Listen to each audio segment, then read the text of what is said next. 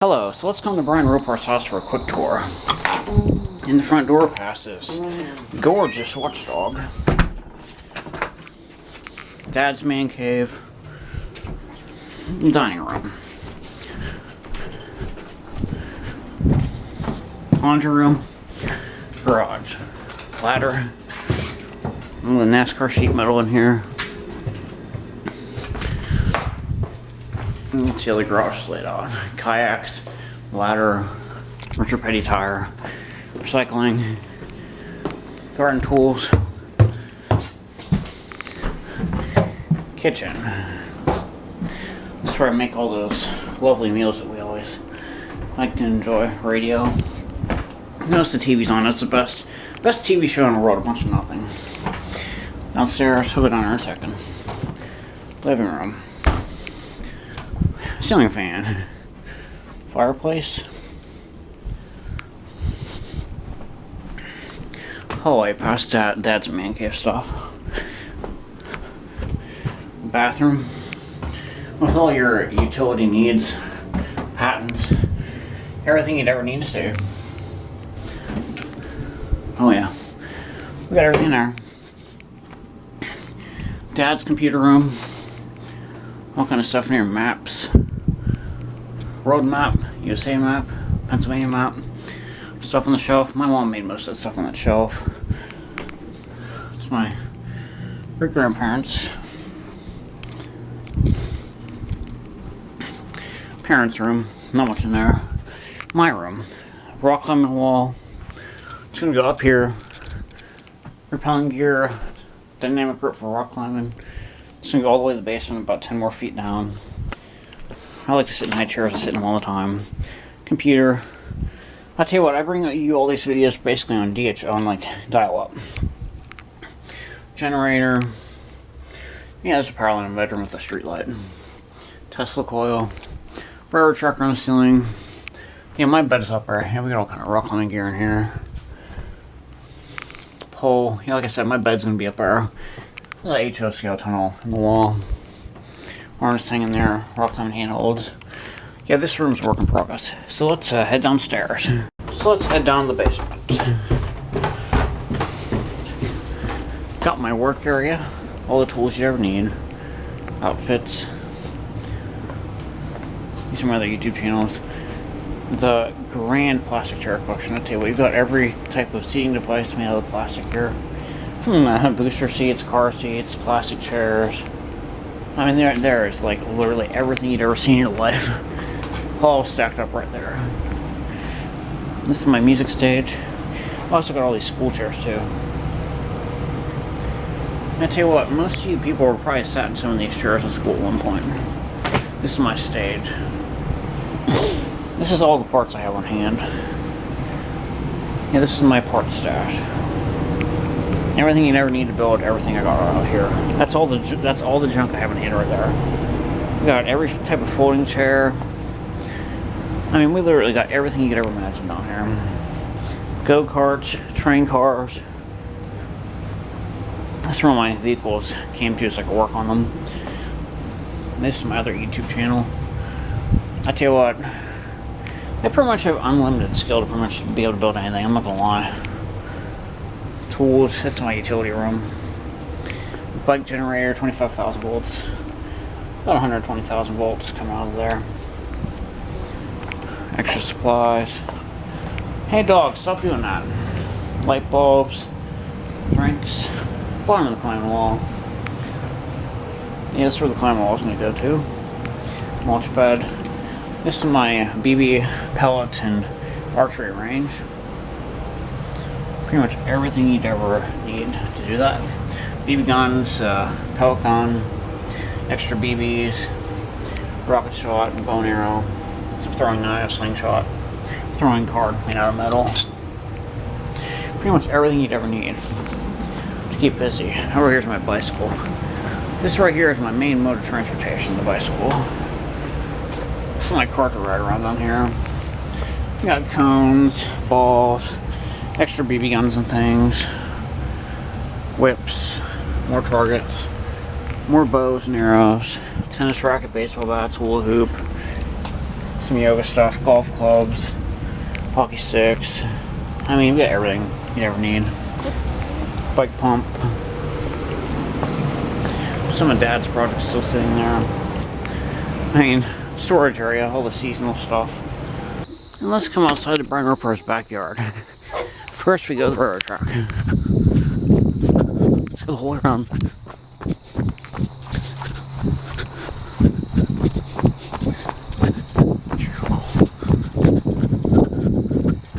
This is like a freaking death trap here.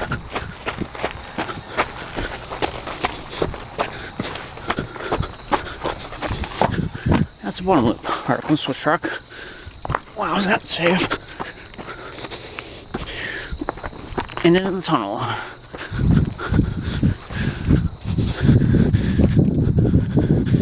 Yeah, let's run like the deer. And in the tunnel. Out of the tunnel. Onto the upper loop.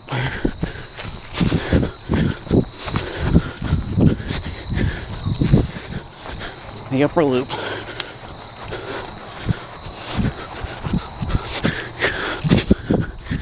There's your upper loop.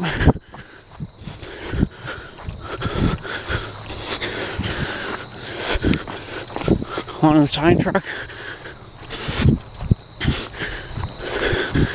And around. That way. Sliding back here. On the switch track. Back down through the tunnel. In the yard.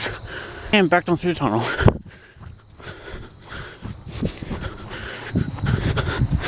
It's like not freaking safe up here.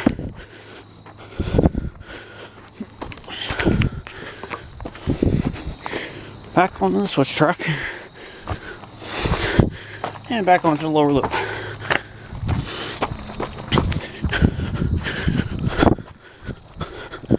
And a lower loop. On the bridge. That didn't go too bad though. That's a lot of track.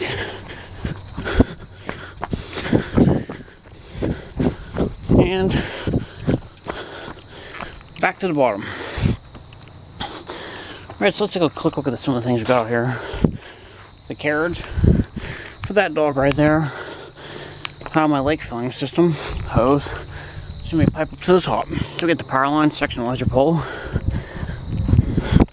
electric fence, 90-degree pole, going underground with the shed. We'll cover that in a second. Up over top of the railroad track, you got your power factor.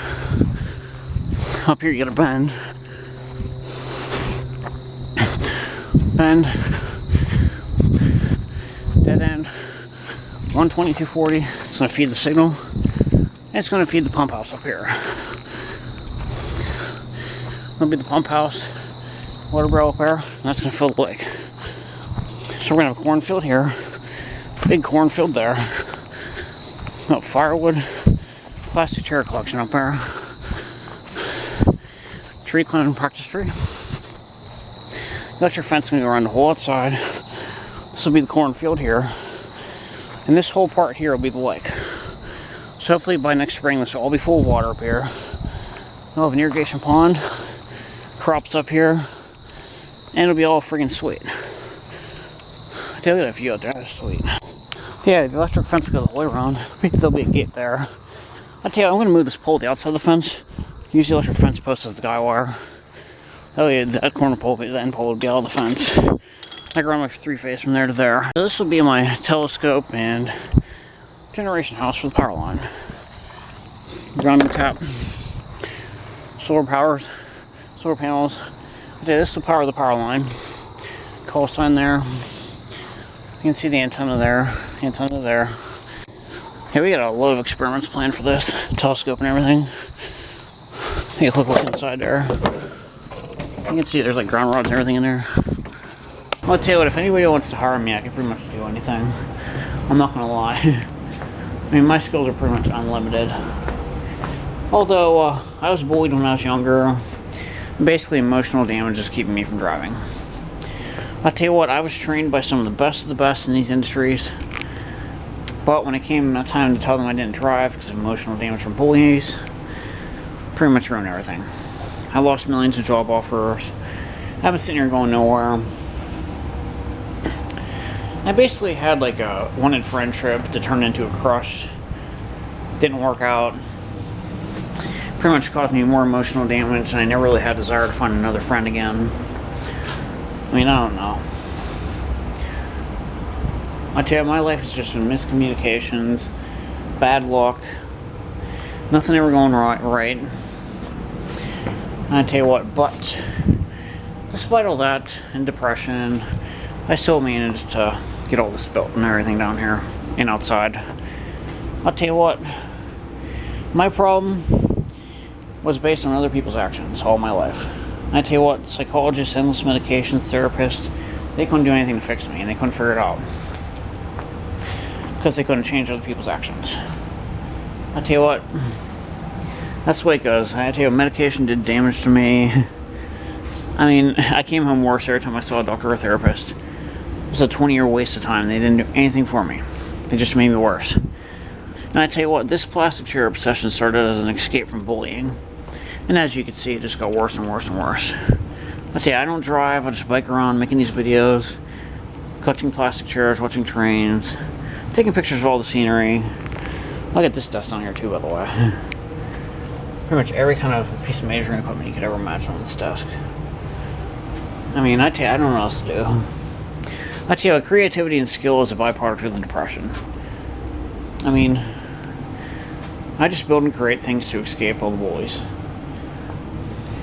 I tell you what, I turn all my frustration, any want to retaliate, I just turn it into projects down here and build stuff. I mean, that's the only way I figured out how to survive. I mean, when I get bullied out there, I just come back in here. And at this point, I've realized everywhere I go, people are going to do this to you. I tell you what, we live in the most negative, judgmental society I've ever seen. I don't know what else to say. I mean, you can see I'm pretty much set here, but I go in the community, I tell you what, people are pushing a button on their car keys. Every horn in town's beeping at me. Then I'll go and watch trains, and after a couple weeks, I'll have like bullies following me around. Next thing you know, there'll be teenagers driving by trying to mock me for watching trains and riding my bike. I mean, I don't know what else to say. And I tell you what, to this day, I have no idea how bullies just have that ability to like, just look at you and make you nuts. I mean, I'm autistic, I pick up on people's thoughts, and I just never understood why. I mean, you ask some of these people why they do it, they say it's just fun, which I don't know why. I'll tell you what, I don't watch TV, I don't play video games, I don't eat out, I don't subscribe to anything, I don't have any college debt, I went to tech school. Yeah, this is what a year of tech school got me, I'm not gonna lie. I never went to college, I don't have any debt. I tell you, I'm profiting while everybody else is like going more and more in debt. And I don't know what else to say. I like to say this is like a model for the future here. So I say, don't be afraid to step outside the norm. Just keep it simple. Live life the best you can. Try everything you possibly can. If you have a good idea, write it down. Because over time you'll gather up a bunch of ideas, and next thing you can put them all together in something better. And like I said, I don't know what else I could say. I tell you what, I spent 30 years being bullied and near suicide on a daily basis. I survived in one piece. I mean, I don't know what else to say here. I mean, I've survived things that most people never could. And I still keep going. And as you can see, I have a very good self-awareness. I mean, I don't know what else to say. I'll tell you what, if given a chance, I could really go places. I mean, I don't know what else to say. Anyway, have a good one. Just in case Casey would say, keep reaching for the stars. I don't think there's anything else I need to show you down here.